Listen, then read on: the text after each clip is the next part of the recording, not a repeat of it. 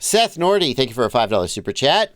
I just got into the hobby a month or two ago. I'm addicted. I'm also a Patreon member. What is better, Reelsteady or Gyroflow? Seth, that depends on what camera you have. As far as the stabilization performance goes, I think both Reelsteady and Gyroflow are excellent.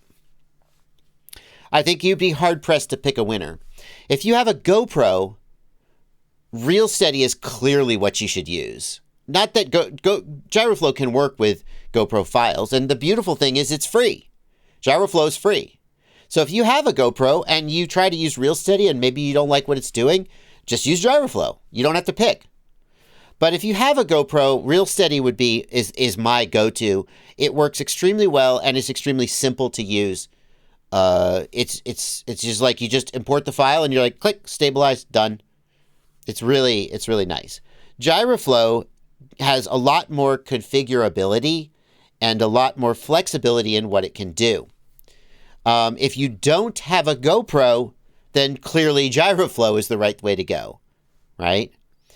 It's really nice that Gyroflow can work with other sources of gyro data, which sometimes if you don't have a GoPro, that's useful. Rauk FPV says, I have both Reelsteady and Gyroflow. I use Gyroflow more. Can't quite put my finger on it, but the stabilization is more pleasing to me. One of the cool things about Reelsteady is that if you have stabilization turned on in your camera, you can still go into Reelsteady and add more stabilization if you prefer. I was surprised about that. Usually if you stabilize in camera, then it doesn't work to stabilize in post. The beautiful thing is, if you have a GoPro, you can use both. So just use whichever one you like. But my first stop for Reelsteady is for GoPro stabilization is Reelsteady, just because it's so simple. Just click, and if you like the result, then fine.